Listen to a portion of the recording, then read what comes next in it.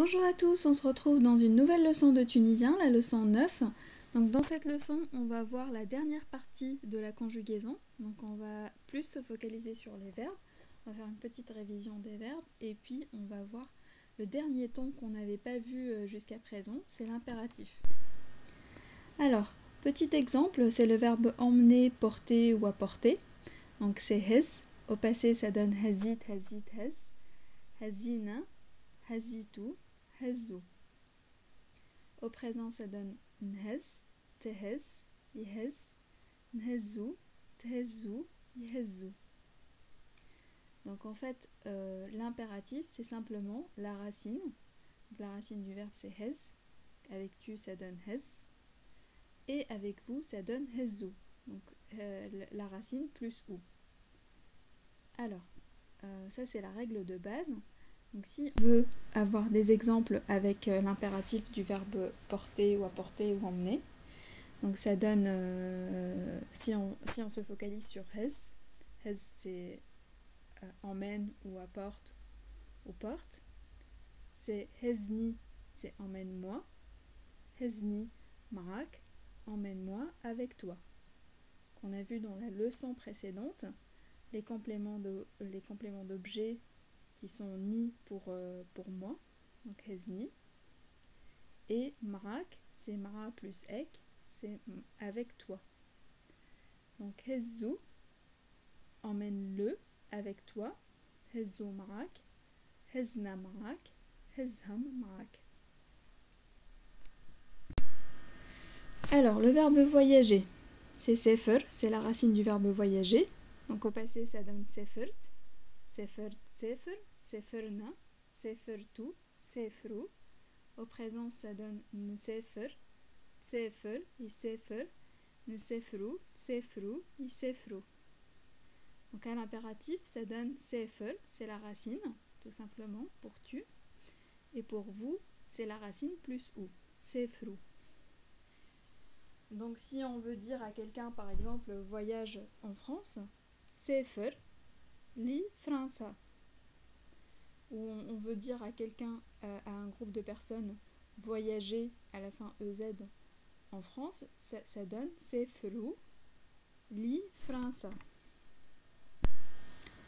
Alors, le verbe parler. Le verbe parler, la racine c'est tkallam. Donc au passé ça donne tkallam, tkallam, tkallam, tkallamna, tkallamtu, tkalmu. Et au présent ça donne netkallam, tetkallam, yetkallam, netkalmu, tetkalmu, yetkalmu. Du coup, l'impératif, c'est toujours la même règle, c'est la racine pour tu. Donc tkallam, c'est parle. Par exemple, si je veux dire à quelqu'un parle avec moi, tkallam ma'aya. Parle avec nous, tkallam ma'ana. Parle avec eux, tkallam ma'ahum. Donc après, avec vous, c'est tkalmu. Par exemple, parler avec eux, c'est tkalmu ma'ahum. Donc pour voir avec, si vous vous en souvenez dans la leçon précédente, dans la leçon 8, c'est ma'a, et ma'ahum, c'est avec eux. Alors donc là on voit bien les exemples. Donc tkallam ma'aya, tkallam ma'ak, tkallam ma'a, tkallam ma'ana, tkallam ma'akum, tkallam ma'ahum. Alors, ensuite, le verbe travailler. La racine du verbe travailler, c'est khdem. Donc c'est un 5 ou un KH, ça correspond à la jota. C'est un son qui correspond à la jota en espagnol. Donc au passé, ça donne khdemt, khdemt, khdem, khdemna, khdemtu, khdmu. Et au présent, ça donne nekhdem, tekhdem, yekhdem, nekhdmu, tekhdmu, yekhdmu. Alors, là, c'est une deuxième règle de l'impératif. Donc en fait, il y a deux règles de l'impératif. Donc on a vu la première règle qui est la règle la plus simple, qui est simplement la racine avec tu et la racine plus le suffixe ou pour vous. Alors là, on va juste rajouter un préfixe qui est E accent aigu. ça donne erdem, erdmou.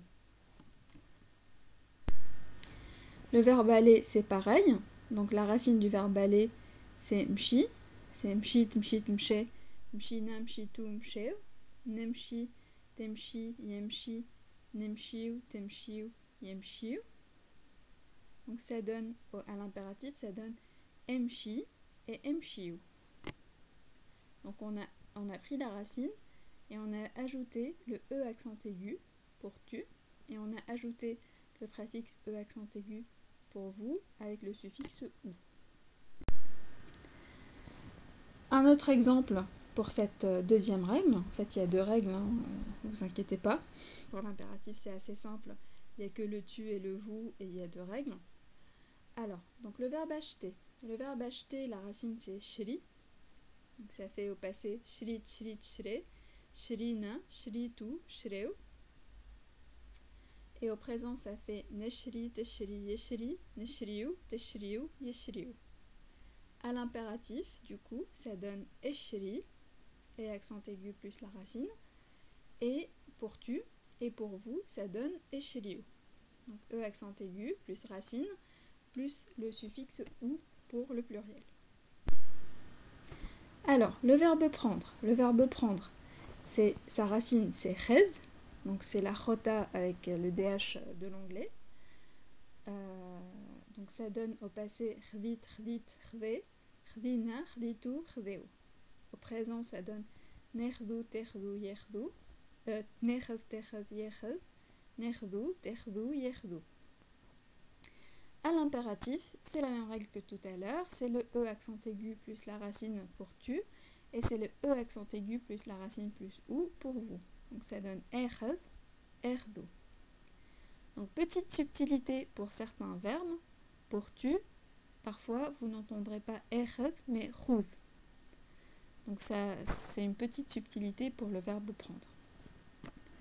Alors, pareil pour le verbe manger. Donc, ça donne au passé c'est clit, clit, clé, clina, clitu, cléo. Au présent c'est nekel, tekel, yekel, neklou, teklou, yeklou. Et à l'impératif ça donne ekel, eklou. Donc ekel, on peut dire ekel, ou on peut dire cool, mange.